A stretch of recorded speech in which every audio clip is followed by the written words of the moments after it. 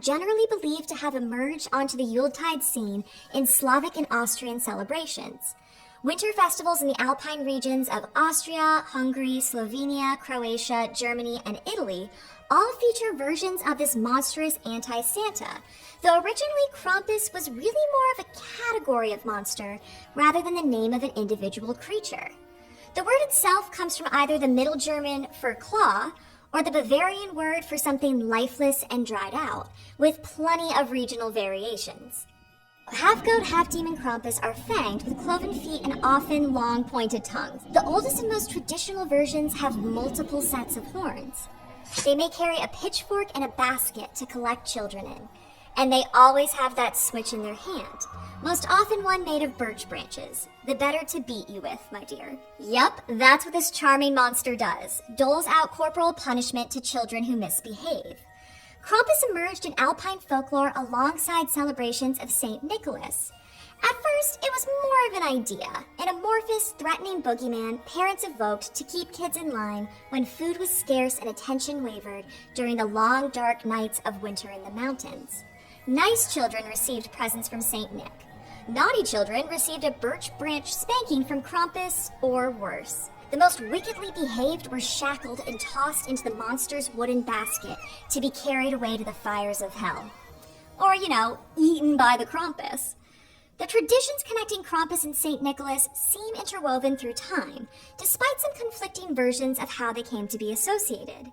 There is evidence of performances that link the Krampus to Satan in Jesuit theater, and the monster frequently appears in St. Nicholas plays, so it is possible that the beast was constructed to represent the opposite of divinity. Detailed descriptions of Krampus only emerge in the 19th century, when folklorists began recording the costumes worn during Krampuslauf, or Krampus Run. In the Alpine region, December 5th marks a celebratory, and usually drunken, parade in which people dressed as Krampus walk through the streets, scaring bystanders and chasing down the really unlucky ones. Even if people dressed as Krampus don't actually injure people, they are a symbolic threat of violence and rebellion against decorum. In some regions, Krampus troops stalk the streets from November to Christmas. These troops consist of multiple revelers, and it's considered an honor and often a rite of passage to don the horns. In the oldest traditions of the Alpine region, Krampus revelers would either blacken their faces, don a dark false beard, and dress in dark clothing, or they wore wooden masks and long fur coats, sporting belts with large bells and that switch in their hand, of course. In Catholic areas where fear of the devil was stronger, the costume included horns to highlight their evil nature. Krampus masks are often called larvae, from the Latin word larva that means both mask and ghost. Traditional masks are grotesque, with exaggerated features and gaping mouths, accented by massive animal horns, usually multiple pairs from different animals. The woodcarvers who craft these masks are considered well-respected masters. Also in the mid-19th century, the monster became associated with Santa Claus, the more secular version of St. Nicholas. Around this time is also where we see the moniker Krampus enter. In 1862, a newspaper in Budapest was published under Krampus's name, and in 1865 it published an image of Santa Claus with Krampus lurking behind him, solidifying the creature's appearance and transferring the connection to the Christian holiday of Christmas rather than the Holy Saints' feast day. Claims that Krampus is derived from pagan traditions intending to drive away winter and evil spirits and an ancient fertility rite are unfounded.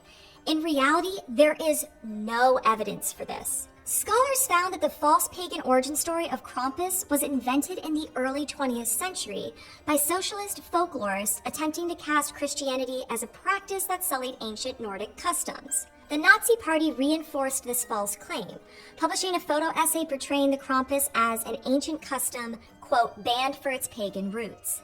In reality, Krampus nights weren't recorded until 1582 in the Bavarian town of Diesen, in passing reference under the name Perk. The Perkten are mischievous alpine spirits and the likely folkloric precursors to the Krampus. Documents from the 17th and 18th centuries show Salzburg archbishops trying to ban the Krampus tradition, with little success. Interestingly, these bans were not about the monster itself, but were aimed at curbing the raucous celebrations that accompanied them. In the 19th century, the Krampuslauf tradition dwindled, preserved only in a small number of Austrian and German towns until the 1870s as consumerism boomed. More specifically, red postcards with illustrations of the monster appeared in Austria-Hungary in the later half of the century.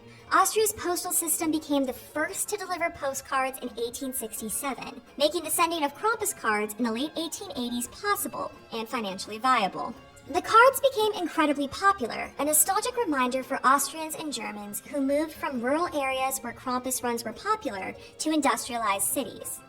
Unsurprisingly, these postcards often show the horned monster punishing children, or, in a seemingly bizarre twist, accompanied by semi-naked women. Perhaps because of these associations with both youth and sexuality, in some parts of Austria, children are told that being hit with Krampus's switch brings fertility. While globally, Krampus's popularity suffered from the early 20th century associations with socialism and the Nazi Party, in the latter part of the century, the demonic figure has made a comeback. Since the turn of the 21st century, Krampus events have become larger and more numerous across the globe.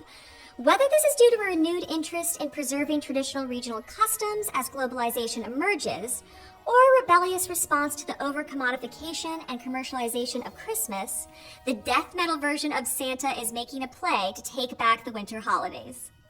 The internet's discovery of the 19th century Krampus cards brought renewed interest to the monster. In 2012, an episode of the Scooby-Doo Mystery Incorporated cartoon focused on Krampus. And that same year, Gerald Brahms' book Krampus the Yule Lord further increased the popularity of the monster, and connected him to a false backstory in Nordic mythology and made him an enemy of Santa Claus. Movies, books, and other popular culture texts in America have perpetuated the connection between Santa and Krampus. Horror films featuring the Krampus emerged around 2010, and the monster has been a staple ever since. The 2015 film Krampus plays on the Santa Claus-Krampus connection explicitly, with Krampus coming down chimneys, wearing a red fur-trimmed coat, and slaughtering people. Commercialism, morbid fascination, reclamation. Whatever draws people to Krampus allows tradition to be shared and preserved. In 2014, UNESCO even declared the Krampus play of the town of Oblarn in Styria as vital to the cultural heritage of humanity, which proves to me that it's not only the good guys that get immortalized. The monsters get their place in history too.